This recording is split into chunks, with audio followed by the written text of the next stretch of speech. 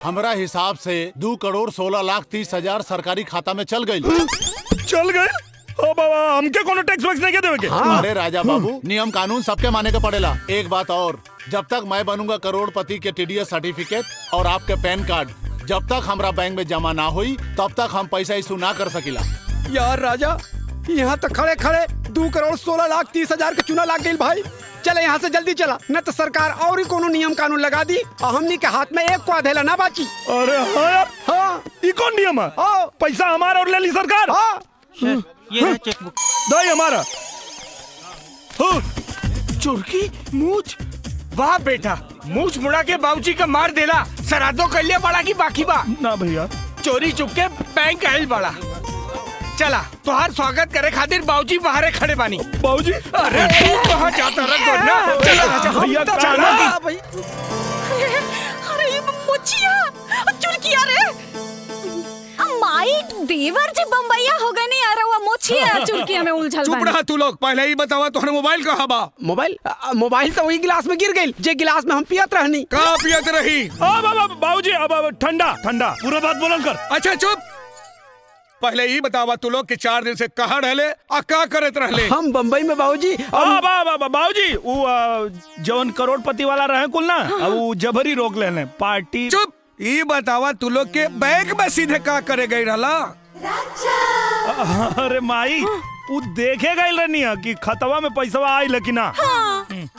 बाकी 2,16,30,000 के चूना लग गई। पता ना सरकार काट लेलस कोने टैक्स में। लेकिन बाबूजी, मैनेजर जी बतावत रहले एगो और लफड़ा बा। ऊ का बेटा? जब ले TDS सर्टिफिकेट ना मिली और उकारे पैन कार्ड जो लेना बनी तब ले 1 रुपया ना उतरी। चुप रहा, पैन कार्ड हम बनवा देता नहीं, ठीक? अरे पैन कार्ड तो तू बनवा देबा, लेकिन माई वो TDS सर्टिफिकेटवा तो मुंबई न मिली। तो TDS सर्टिफिकेटवा हमनी के मुंबई से लेके आवत भाई भाई, अब कहे बम्बई में जाके तोरा जरूरत नहीं के, अब इहवे रहे के बात तोरा।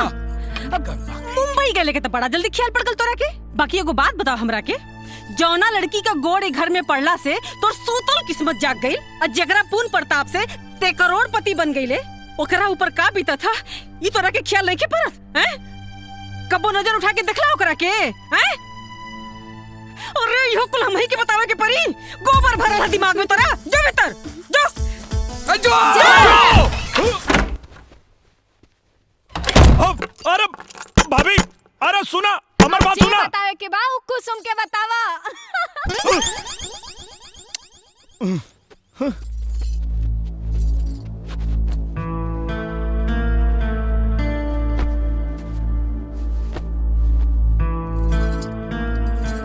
अरे ई का करता? आप थक गए हो खब, पैर दबा देता। देखा कर कोनो जरूरत नहीं है। जरूरत कैसे नहीं खे जी? पति के सेवा कैल एगो पत्नी के धर्म हो खेला। देखा, हमरा से दूर रहिया और हमरा करीब आवे के कोशिश मत करिया।